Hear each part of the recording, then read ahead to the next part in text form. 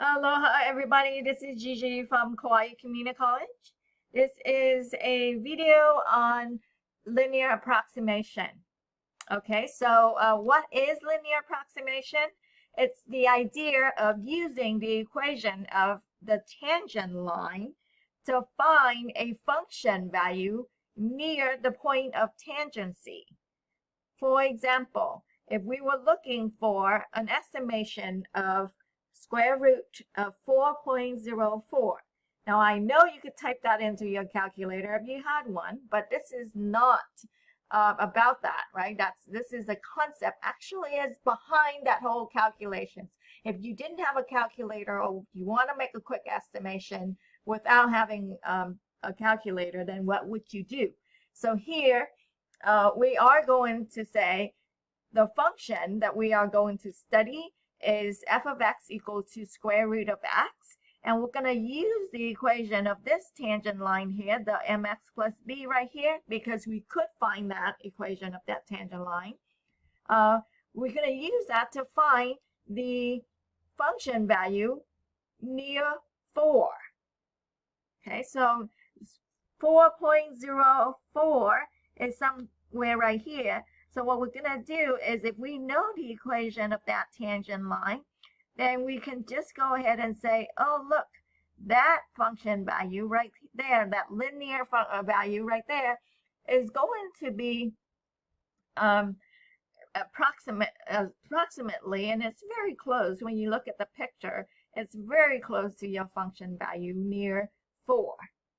Okay, so let's go and find the equation of that tangent line. We know that y equals mx plus b, so you could find it that way. Or I'm going to go ahead and take a look at this differently than what we have been doing with the y equals mx plus b.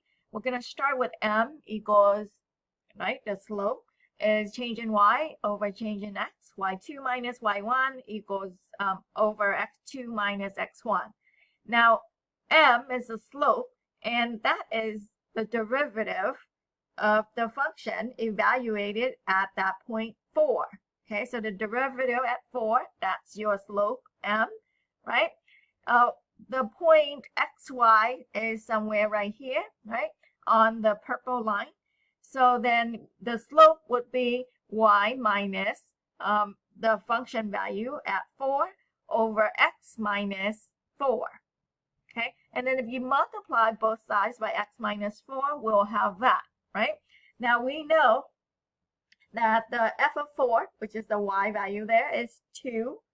Okay, and then the slope, so this is 2 right here, right? And this is the slope of the tangent line. So we have to go and find a derivative, and the derivative of square root of x is 1 over 2 square root of x. So when we evaluate that at 4, we'll get 1 over 4. So this right here is 1 over 4 times x minus 4, right? And then what we're going to do is go and clean that up. And when we go clean that up, we will get y equals to 1 over 4x plus 1.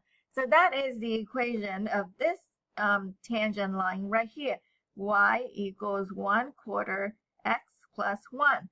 Now, you may have found this equation in a different method, but I want to use this method because I'm trying to link over to later on the polynomial approximation and how that looked like. So let's be open-minded about how to do this. So if you start with m equals y2 minus y1 and go this way, you will have the equation looking like this.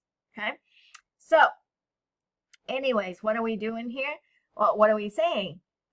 We are saying that near a equals 4, the function value f of x could be approximated by this linear equation, 1 over 4x plus 1. So square root of 4.04 is going to be, put 4.04 in here, and we would have that multiplied by 1/4 plus 1, and that would be approximately 2.01. Okay, so that's what linear approximation is. We are basically using the equation of that tangent line, that linear line right there, to approximate function values near the point of tangency.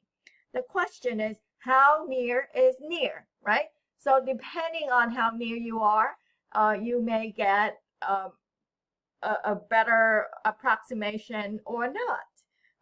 So you would have to really think about how near is near. And that's the concept that you're going to study in your next course in Calculus 2, where we actually go and estimate the error.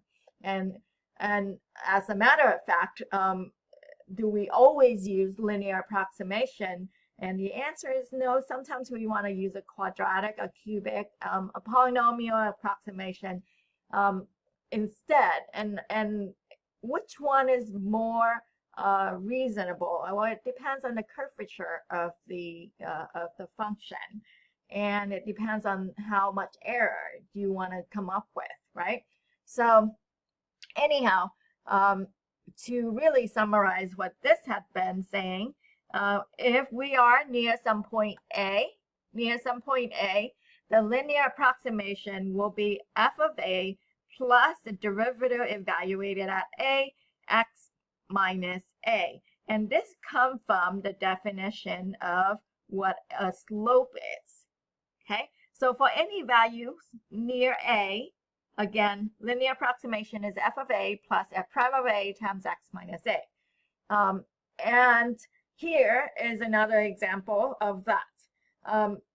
The square root of 4.04, you can kind of quickly say, oh, it's 2 point something, right? But what about this one? It's not something that we actually could see real quickly, right? So here we go. Which function are we talking about when we are looking at e to the 0.05? Well, again, linear approximation will equal to f of A plus f prime of A times x minus A for any x values near A. In this case, A is what? What is 0.05 near? Well, 0.05 is near 0, right? Near 0.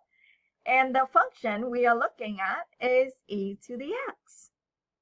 Okay, so using this definition of linear approximation and the fact that we just identify what our function is and what our a is, we can go ahead and do our calculation. So linear approximation at this point is f of 0, right? That's our a, plus the derivative evaluated at 0 times x minus a, which is 0. Now, the derivative of e to the x is e to the x. So both f of 0 is e to the 0, which is 1. And then f prime of 0 is also e to the 0, and that is 1. So plugging that in, that our equation would clean up to be just x plus 1, right? So what we are saying is near 0, near 0. Near 0. That's very important here. We are only using this linear approximation near 0. Near 0, e to the x is approximately x plus 1. And that's a powerful thing to say. We just took an exponential function and say, oh, it is roughly like x plus 1. And it's a lot easier to deal with x plus 1 than to deal with e to the x, right? So that's sort of the big idea when you start to approximate these functions using polynomial. And polynomials are a lot easier to deal with. So anyways, at this problem at hand, we are looking to approximate e to the 0.05. So e to the 0.05 is going to be x plus 1. And x is 0.05. Plus 1 is 1.05. right? So it's pretty close. If we actually look at the calculator, if you type this into decimal, you have this. Wow, that's pretty close. Okay, now this video is only on linear approximation, but do you always use linear? The answer is possibly not. So in the next video, we'll move forward and build on this concept of linear approximation, and we'll talk about a polynomial approximation in the next video.